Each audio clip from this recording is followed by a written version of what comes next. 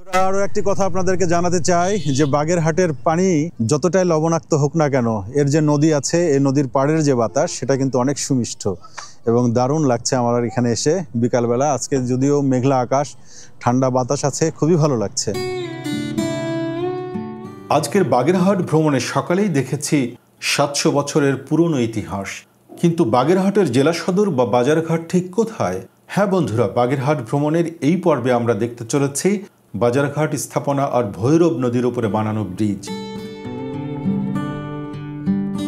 প্রিয় দর্শক, বাগেরহাটের নাম শুনলেই মনে আসে একজন সুফি সাধকের নাম, হযরত খান জাহান আলী রহমতুল্লাহ আলাই। তিনি তৎকালীন যশোর থেকে শুরু করে বাগেরহাট পর্যন্ত তার সাম্রাজ্য বিস্তৃত করেছিলেন। তার শাসন আমলে তিনি এই অঞ্চলে অসংখ্য মসজিদ নির্মাণ করেন এবং মানুষের সুপেয় পানির অভাব মেটাতে ৩৬০টি দিঘি খনন করেন। এ কারণে ইউনেস্কো ১৯৮৫ সালে বাগেরহাট জেলাকে ঐতিহাসিক মসজিদের শহর হিসেবে স্বীকৃতি দিয়েছে। আমার আগের ভিডিওতে আমরা সেই ইতিহাসটাই ঘুরে দেখেছি, খান জাহান আলীর মাজার থেকে শুরু করে ৬০ গম্বুজ মসজিদ পর্যন্ত। আপনারা যদি সে অংশটি মিস করে থাকেন, লিংক আই কার্ডে থাকছে, চাইলে দেখে নিতে পারেন। আর এখন ইতিহাস থেকে বেরিয়ে এই মেঘলা বিকেলে আমরা একটু বাগেরহাট শহরের প্রাণকেন্দ্র ঘুরে দেখতে চাই কেমন এখানকার সরকারি স্থাপনা, কেমন এখানকার মানুষজনের রোজকার জীবন আর তার স্পন্দন। চলুন তবে ঘুরে আসি বাগেরহাট শহর থেকে। আসসালামু আলাইকুম, শুভ সন্ধ্যা বন্ধুরা। আমরা আজকে সকাল থেকে বাগেরহাটের বিভিন্ন জায়গাগুলো ঘুরে ঘুরে দেখার চেষ্টা করছি। তো আমরা যেখানে রয়েছি এটি হচ্ছে সিটি সেন্টার থেকে একটু সামনের দিকে। তো এখন আমরা যাচ্ছি সিটি সেন্টারটা একটু ঘুরে দেখতে। সিটি সেন্টার অল্প কিছুটা দূরে, তো সেই জায়গায় এখন আমরা ঘুরতে যাচ্ছি। আর আমার সাথে আমার ছোট ভাই আছে, হাই বলে দাও একটা। এই যে আমার ছোট ভাই রোহান আর আমরা দুজন মিলে ঘুরছি আসলে। বাগেরহাট যে সার্কিট হাউস সেটা কিন্তু দেখতে পাচ্ছেন, এটা এই রোডের মধ্যেই পড়ে। আমরা দেখতে পাচ্ছি বাগেরহাট সার্কিট হাউস। এই হচ্ছে সার্কিট হাউসের গেট, আর এটা হচ্ছে খান জাহান আলী ডিগ্রি কলেজ।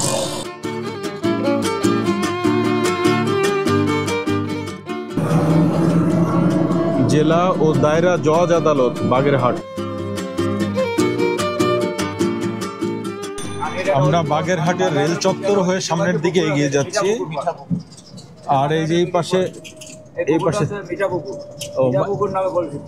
পানি কি মিষ্টি পানি? কিন্তু এত নোংরা কেন এই জায়গাটা?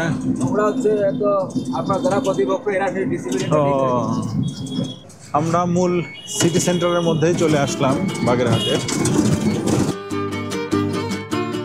আমরা বাগেরহাট সদরের মধ্যে চলে এসেছি। আর এখানে যে Bangladesh red crescent society plus শিশু একাডেমি এগুলো দেখতে পাচ্ছি এখানে। এই যে বাংলাদেশ শিশু একাডেমি, এটা হচ্ছে বাগেরহাটের শিল্পকলা একাডেমি দেখতে পাচ্ছেন। জেলা ট্রেজারি।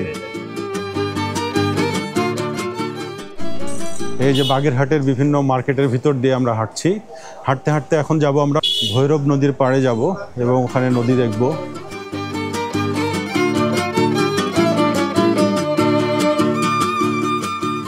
বাগেরহাটের কাজী নজরুল ইসলাম রোডে বণিকপট্টি, এটা হচ্ছে বণিকপট্টি।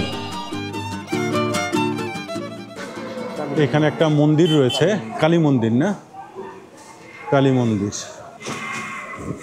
আর এদিকে হচ্ছে লুঙ্গির মার্কেট দেখতে পাচ্ছি। এগুলো কি পাইকারি নাকি? আপনাদের এখানে কি পাইকারি বিক্রি করেন এগুলো? খুচরা মার্কেট। এই যে এখানে বিভিন্ন ধরনের ভাজা পোড়া বিক্রি হচ্ছে।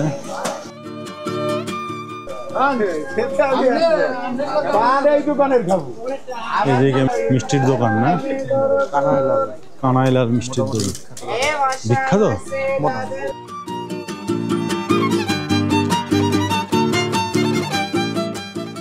আমরা হাঁটতে হাঁটতে এখন ফলের বাজারে চলে এসেছি।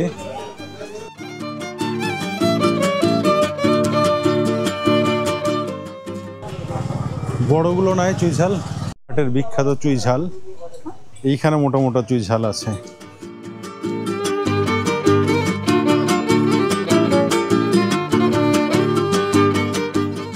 এখন বেশ গরম লাগছে, ঘামছি। আর ঘেমে ঘেমে এই জায়গাটা ঘুরে ঘুরে দেখার চেষ্টা করছি বাজারগুলো। আর পাশাপাশি এখানে ভৈরব নদীর পাড় দিয়ে হাঁটছি। সামনে এখানে একটা ঘাট আছে নাকি, ওইখান থেকে ভৈরব নদী হয়তোবা দেখতে পারবো। সামনের দিকে যাচ্ছি। এই যে ভৈরব নদীতে দেখুন নৌকার মধ্যে বাজার, কাঁকরোল নিয়ে আসছে। এগুলো কি বাজারে বিক্রি করবে না এখান থেকে নিয়ে যাচ্ছে?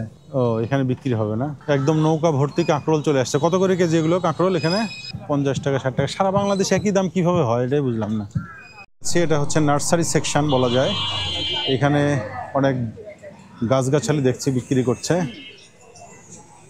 এই যে দেখুন চাটাই দিয়ে কত সুন্দর শিল্পকর্ম তৈরি করা আছে। এগুলো শিল্পকর্ম না, এগুলো আসলে ব্যবহারের জিনিস।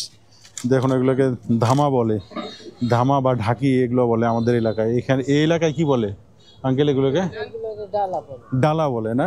ডালা বলে। আর এগুলো মানে ছোট ডালা। ও, মাটি কাটার জন্য এগুলো। আর এগুলো হচ্ছে মাছ টাছ রাখার জন্য। সব বাঁশের তৈরি, এগুলো বাঁশের তৈরি। ধন্যবাদ। আমাদের পদ্মার পাড়ে খুব সুন্দর করে বাঁধাই করা আছে, ওয়াকওয়ে তৈরি করা আছে এবং খুব সুন্দর নান্দনিক। ওখানে ঘুরতে যাওয়া যায়, বিকালে সময় কাটানো যায়। বাট এই বাগেরহাটে এখন পর্যন্ত সেরকম কোনো জায়গা আমরা দেখতে পেলাম না। এখানে ভৈরব নদী আছে, বয়ে গেছে ভৈরব নদী। ভৈরব নদীর পাশ দিয়ে রাস্তা দিয়ে আমরা হাঁটছি, কিন্তু নদীর পাশটা যে দেখব সেরকম কোনো উপায় আমি খুঁজে পাচ্ছি না এখন পর্যন্ত। দেখি সামনের দিকে কোথাও কোনো জায়গা আছে কিনা, কোনো ঘাট আছে কিনা যেখানে দাঁড়িয়ে নদীকে একটু ভালো মতো দেখা যায়। বন্ধুরা, আমরা এখন যাচ্ছি মণিগঞ্জ ব্রিজ দেখতে। এটা ভৈরব নদীর উপরে একটি ব্রিজ আছে, মণিগঞ্জ ব্রিজ। সেই ব্রিজটা ঘুরে দেখার জন্য যাচ্ছি। বন্ধুরা, আমরা আজকে সকাল থেকে ঐতিহাসিক মসজিদের শহর বাগেরহাট ঘুরে ঘুরে দেখছি। আর এই ঘুরে দেখার এক পর্যায়ে আমরা এসেছি মণিগঞ্জ ব্রিজ নামে একটি ব্রিজে, যেটি ভৈরব নদীর উপরে অবস্থিত। সেই ব্রিজটি এখন দেখব এবং আপনাদেরকে দেখাবো। এই যে দেখুন সামনে সেই ব্রিজ।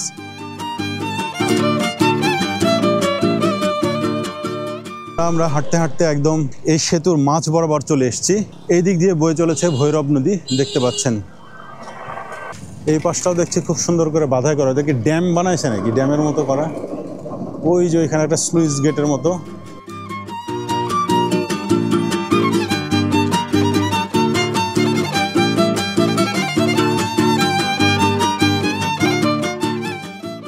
বন্ধুরা, এখানে আমি যেটা বুঝতে পারতেছি যে এখানে বাগেরহাট শহরের মানুষদের একটা বিনোদন কেন্দ্রের মতো এই সেতুটা। এখানে প্রচুর মানুষ ঘুরতে এসেছে বিকালবেলা, দেখতে পাচ্ছেন। এখানে দারুণ বাতাস লাগছে, খুবই আরাম লাগছে। ঠান্ডা বাতাস, নদীর ঠান্ডা বাতাস আমরা উপভোগ করছি এখানে দাঁড়িয়ে দাঁড়িয়ে।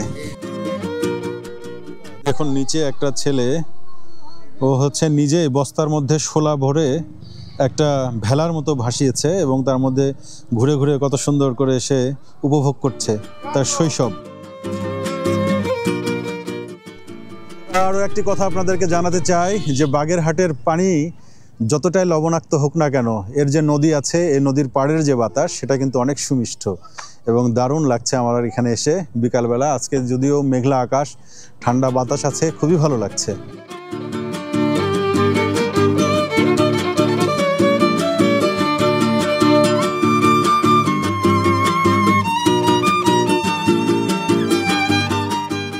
দারুণ একটা অনুভূতি নিয়ে আমরা এখান থেকে বিদায় হচ্ছি এখন।